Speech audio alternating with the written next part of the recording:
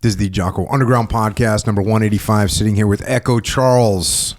You all have sent us some questions from the field, and we will provide you with some guidance, some recommendations, some answers, or at a minimum, some possible courses of actions that you can follow. So here we go. Let's get into it. Here we go. First question. I'm a high school principal. I spent the last decade working towards being the best version of myself, reading, lifting, training, and eliminating most anything that is not productive to my quest to achieve personal excellence. Where I struggle as a leader is watching others around me be okay with mediocrity.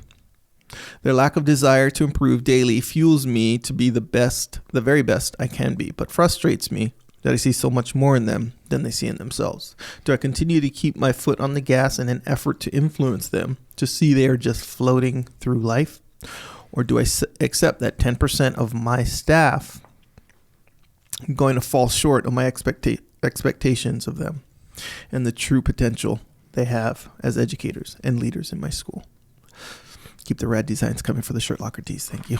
Check. That's, it is what it like is. That. Mm-hmm. And he says that 10% of his staff is about 10 to 12 people. Mm-hmm. So, welcome to reality. This is a reality right here. There's a bell curve. There's a bell curve in the world. There's a bell curve in any organization. You got your top performers. You got like that top 10% of the top performers, and then you got the whole big middle area of the bell curve. And there's people that are like do a little bit better and in the middle of the bell curve, and people that do a little bit worse in the middle of the bell curve. And then there's the bottom 10%. And that's just the way it is. And everyone thinks like in the most elite places that no, in a SEAL platoon there's a bell curve. In a SEAL team there's a bell curve. In any organization there's a bell curve, and you got some front running pipe hitters at the top end that are crushing. You got the middle people that are doing their job to varying levels, and then you got some turds. So what should you do? I mean, first of all, your question is, do I continue to keep my foot on the gas? Yes. In an effort to influence them? Yes. To see they're floating through life? Well, it doesn't matter. That shouldn't affect the way you're getting after it, right? Mm-hmm. So I think you're good there. Keep getting after it. We know that. Well, listen, I would invest in the top performers. How much can you help them? How can you help them grow even more? Because they're getting after it. How can you make the middle performers into top performers? And I wouldn't, I'm not going to abandon the bottom 10%. I just don't write them off and never think about them again. Mm. But I recognize, okay, I'll check in with them once a quarter. Once a quarter. Mm-hmm. Maybe, hey, you still good to go? Hey, did you want to, think about that, running that thing for the school council or whatever? No, it's just extra collateral duty. Do you get paid for it? Well, no, you don't get paid, but it's going to give you some good experience. I don't want to do it. Okay, cool. Mm-hmm. You see what I'm saying? Mm-hmm. But maybe after 3 years, you go, hey, you want to run that little student council thing? And there's no pay for it, as you know, but other teachers, taking over this other project. So if you want to do it, and maybe in 3 years they go, yeah, I wouldn't mind doing that. Mm. So you don't abandon them. Check in with them periodically, but you also can't like expend a bunch of energy trying to get them to freaking get on board with being like a better performer, because they're getting their paycheck. This happens in every industry.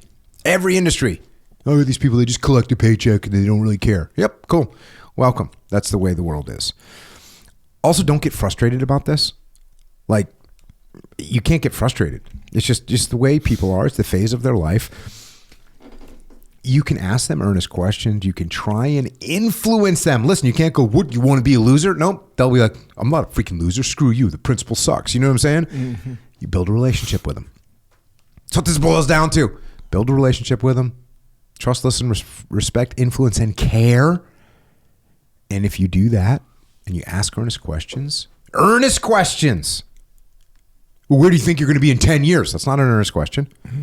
It's like, hey, you love teaching in the classroom so much that that's kind of what you want to do for your whole career? And they might say, yeah, actually it is. Mm-hmm. And you go, oh, okay, cool. And they might say, well, I think so. And then 3 weeks later or 3 months later, they go, you asked me if I always wanted to be in the classroom. I was thinking about it. And I do, but I think I want to do it at, I think I want to eventually get into becoming a college professor. Oh, so you got to go take some more classes. So and all of a sudden you got, so do that and do your best to help the people out, but don't overinvest in them. That's kind of what I got. This is life. This is the way people are. You're going to find them no matter where you are. Don't let them hold you back. And don't let them uninspire you to keep getting after and keep setting an awesome example. And build relationships with them. That's what we're doing across the board. It seems like you do a good job of, in these situations, because I see, you can kind of see it. Not, I think I do anyway. But you do, it comes off to me that you do a good job of not judging people who are like not getting after it as hard as maybe the next guy or whatever. Don't. Bro, because people are interested in different things. Yeah. You know what I mean? Like, what's it? One man's trash, another man's treasure? Sure. Well, one man's triumph is another person's like, we don't give a shit. Yeah. You know what I mean? Like, have you ever told someone, like, I'm a jiu-jitsu black belt?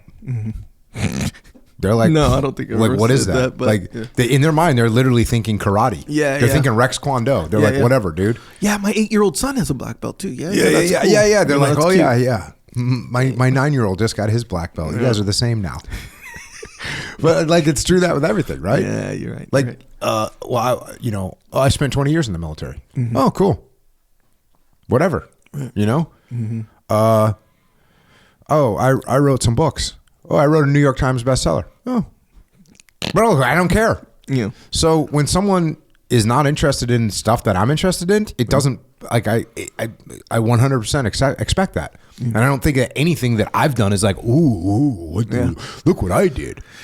Yeah, and you can't help but because I've been in a situation where, actually pretty recently, dude, I barely care that I have a black belt. I wrote books. You know what I mean? Yeah, I don't really care. No. But I've been in a situation on the other side of things where I'm like, bro, it's not that serious, bro. And you can tell like this person's really into what's going on, like, and it's just right on the front of my mind as if this is my feeling was like, bro, life is way bigger than this thing, kind of a thing. Yeah. And the thing is, that can be true for anything. Even if you're at work, literally at work, what you do for a quote unquote living, there's more to life than this job, bro. Yeah. And a lot of people are in a position and just their opinion of life, their approach to life. There's more to life than just freaking like making sure you got this report. Okay. So actually I'm going to I'm the opposite of you there. Because I'm kind of like, dude, that's awesome. Like, good job. Good job. When someone's really into what they're doing, whatever it is, I'm kind of stoked for them. Yeah. So, and again, I'm not saying that part isn't the part I'm talking about. I'm just saying if someone's too into it and having this expectation onto you that you should be into it the same way I am, you'll have a big disconnect there. It's not, it's not constructive, So don't be that person in a judgmental way. See what I'm saying? Like, hey, be fired up. Hell yeah, all day. But don't be like, hey, you should be in my lane too. And if you're not, like, I'm angry. We got beef. And we got beef, see what I'm saying? Yeah. Yeah, there's all kinds of, that's. So that is a little excerpt of what we are doing on the Jocko Underground podcast. So if you want to continue to listen, go to jockounderground.com and subscribe. And we're doing this to mitigate our reliance on external platforms so we are not subject to their control. And we are doing this so that we can support the Jocko podcast, which will remain as is, free for all, as long as we can keep it that way. But we are doing this so we don't have to be under the control of sponsors.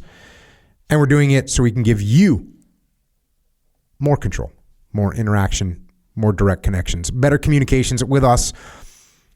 And to do that, we're building a website right now where we'll be able to utilize to strengthen this legion of troopers that are in the game with us. So thank you. It's jockounderground.com. It costs $8.18 a month. And if you can't afford to support us, we can still support you. Just email assistance@jockounderground.com and we'll get you taken care of. Until then, we will see you mobilized underground.